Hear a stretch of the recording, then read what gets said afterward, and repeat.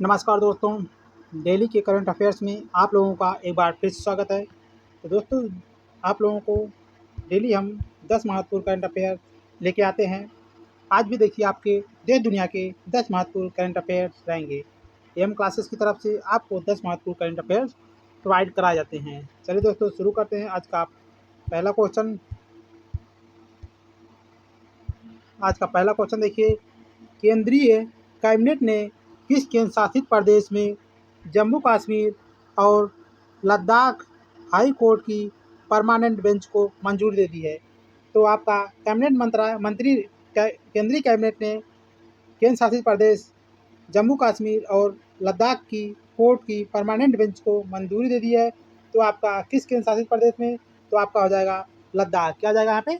लद्दाख केंद्र शासित प्रदेश हो जाएगा यहाँ पे। इसका की पॉइंट देखेंगे दोस्तों, केंद्रीय मंत्रिमंडल ने केंद्रीय केंद्र शासित प्रदेश लद्दाख में जम्मू कश्मीर और लद्दाख उच्च न्यायालय की अस्थायी पीठ स्थापित करने की मंजूरी प्रदान कर दी है। इससे लद्दाख के नागरिकों को न्याय पाने के लिए श्रीनगर या जम्मू नहीं जाना पड़ेगा। जो जम्मू एंड कश्मीर और लद्दाख की जो आपका उच्च न्यायालय था वह आपका जम्मू कश्मीर था, लेकिन इसकी एक अस्थायी खंडपीठ आपकी लद्दाख के लिए भी बना दी गई है और स्थानीय स्तर पर भी त्वरित न्याय सुलभ होगा। यह कदम लद्दाख क्षेत्र में न्यायिक प्रशासनिक ढांचे को मजबूत करने और न्यायाधीशों की नियमित उपस्थिति सुनिश्चित करने के लिए कदम उठाया गया है, जिससे लद्दाख के लोगों को यह सुविधा हो जाएगी कि वो लोग वहीं पे जाके अपनी जो भी प्रॉब्लम रहेगी वहाँ पे सॉल्व हो जाएगी। आइए नेक्स्ट क्वेश्चन की बात करेंगे। बांग्लादेश के 23वें राष्ट्रपति किसे चुना गया है?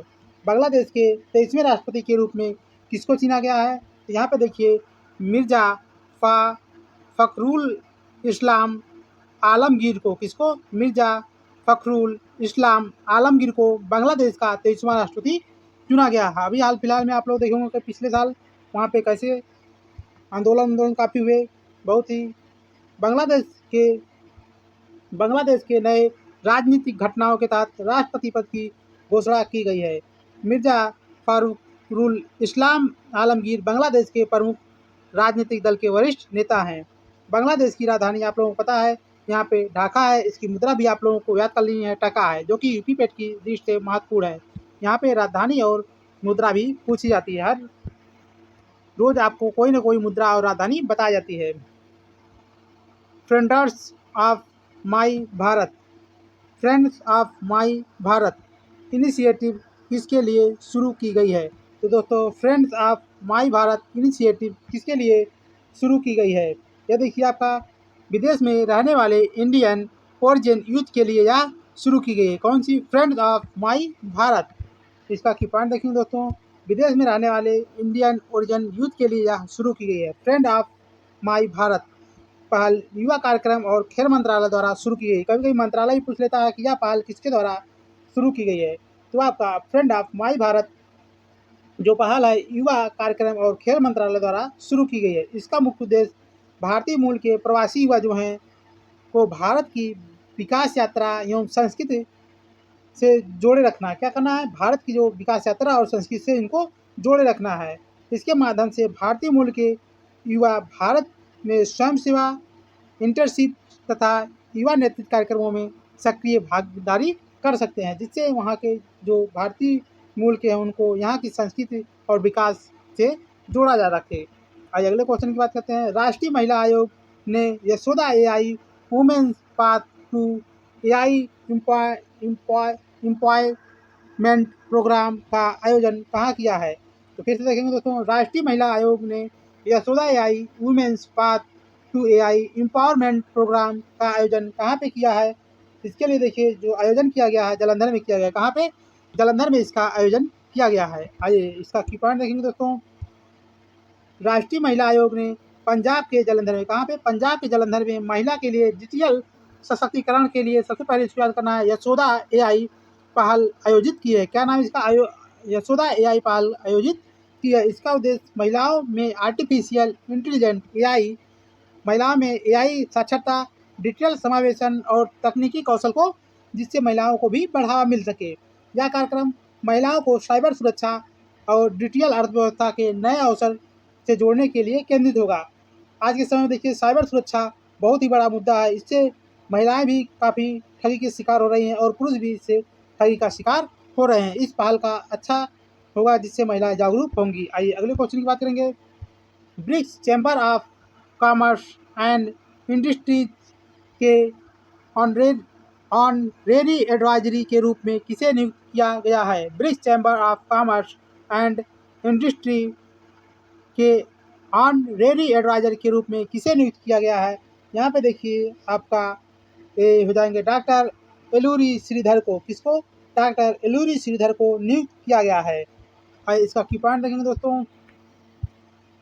BRICS chamber of commerce and industries ने डॉक्टर एलूरी श्रीधर को मानद सलाहकार नियुक्त किया है। कौन सा मानद सलाहकार नियुक्त किया गया है? ब्रिक्स देशों और विकासशील राष्ट्रों में वाणिज्य व्यापार एवं MSME क्षेत्र को बढ़ावा देने वाली एक शीर्ष संस्था है। श्रीधर अंतर्राष्ट्रीय व्यापार नीतियों एवं आर्थिक सहयोग को मजबूत करने के लिए अपनी विशेषज्ञ सलाह प्रदान करेंगे। आइए अगले क्वेश्चन की बात करेंगे। RBI ने LIC को HDFC बैंक में अपनी हिस्सेदारी कितने % तक बढ़ाने की मंजूरी है? जो RBI है वह LIC को HDFC बैंक में अपनी हिस्सेदारी बढ़ा दी है। कितने % बढ़ाने की मंजूरी प्रदान की गई है? तो यह आपका देखिए 9.99% बढ़ाने की मंजूरी प्रदान की गई है।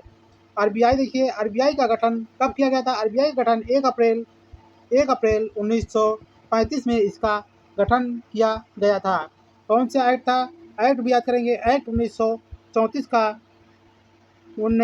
का एक्ट होता है। यंग हिल्टन कमेटी का गठन होता है और 1934 में यह एक्ट आता है। उसके बाद 1 अप्रैल 1935 में RBI का गठन होता है और इसका राष्ट्रीयकरण कर दिया जाता है। 1 जनवरी 1949 को इसका राष्ट्रीयकरण कर दिया जाता है। 1 जुलाई 1949 को राष्ट्रीयकरण कर दिया जाता है। जब RBI बनता है उस समय इसका मुख्यालय 1937 से पहले आपका कोलकाता में था, लेकिन अब कहाँ पे है? अब देखिए इसका मुख्यालय आपका मुंबई या बम्बई में है। आइए इसके की पॉइंट देखेंगे। RBI ने भारतीय जीवन बीमा निगम को HDFC बैंक में अपनी चुकता शेयर पूंजी 9.99% तक बढ़ाने की स्वीकृति प्रदान कर दी है। LIC भारत की सबसे बड़ी सार्वजनिक बीमा कंपनी है, जबकि HDFC बैंक देश का सबसे बड़ा निजी बैंक का क्षेत्र है। बैंकिंग नियमों के अनुसार किसी बैंक में 5% से अधिक शेयरधारिता प्राप्त करने के लिए RBI की पूर्व अनुमति लेनी अनिवार्य हो जाती है। तो आप लोगों को पता होगा RBI के पहले गवर्नर ओसबोथ स्मिथ थे। आइए अगले क्वेश्चन की बात करते हैं। 2026 सिंकफील्ड कप का खिताब किसने जीता है?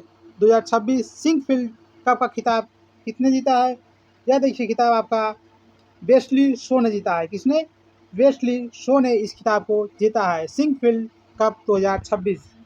या देखिए अमेरिकी ग्रैंड मास्टर वेस्ली शो ने 2026 सिंकफील्ड शतरंज का टूर्नामेंट होता है। किसका? शतरंज का टूर्नामेंट का प्रतिष्ठित खिताब जीत लिया है। कौन है?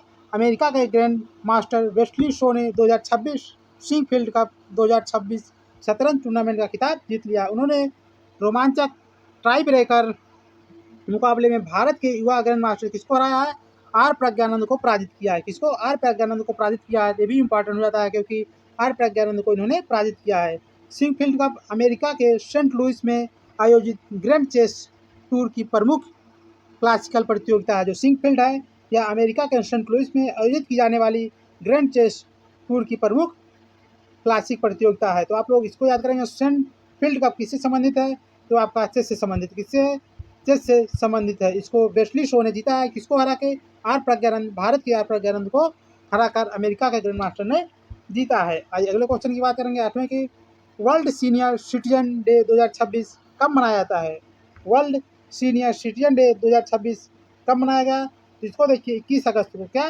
वर्ल्ड सीनियर सिटीजन्स डे 21 अगस्त को मनाया जाता है। 21 अगस्त को वर्ल्ड सीनियर सिटीजन्स डे 21 अगस्त को मनाया गया 2026 में।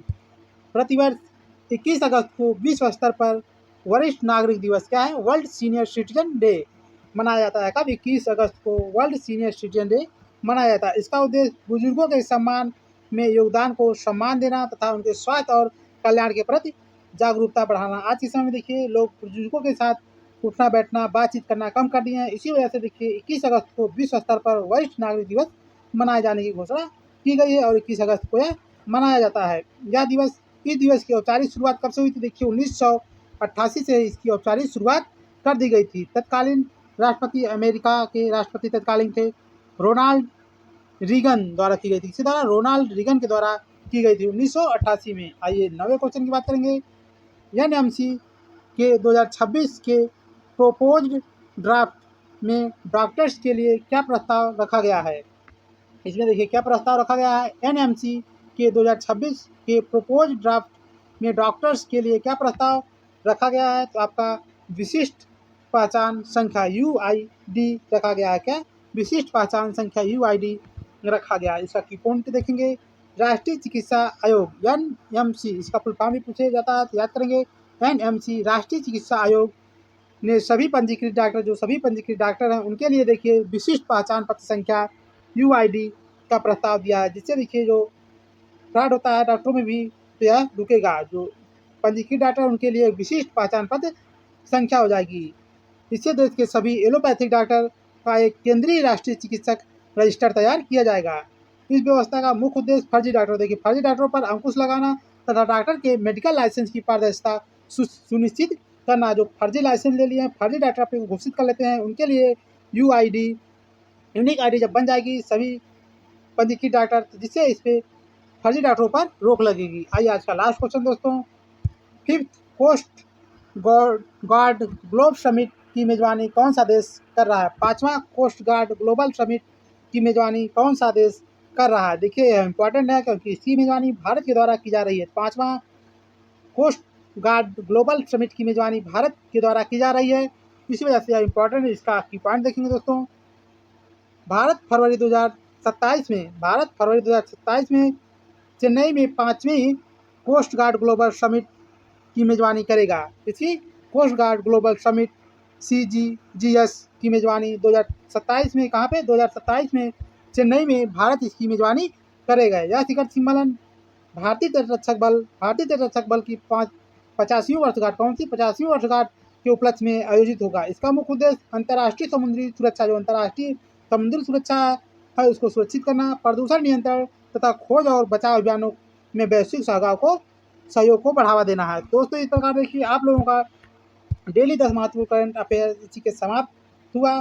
तो आप लोग दोस्तों डेली करंट अफेयर पढ़ने के लिए AM क्लासेस से जुड़िए। आपके उज्जवल भविष्य की शुभकामनाएं दोस्तों। इसी प्रकार आप लोग वीडियो को लाइक करिए, शेयर करिए और हमारे चैनल को सब्सक्राइब करिए। तो इसी के साथ दोस्तों यहीं पे छोड़ जाते हैं आप लोगों को। जय हिंद दोस्तों।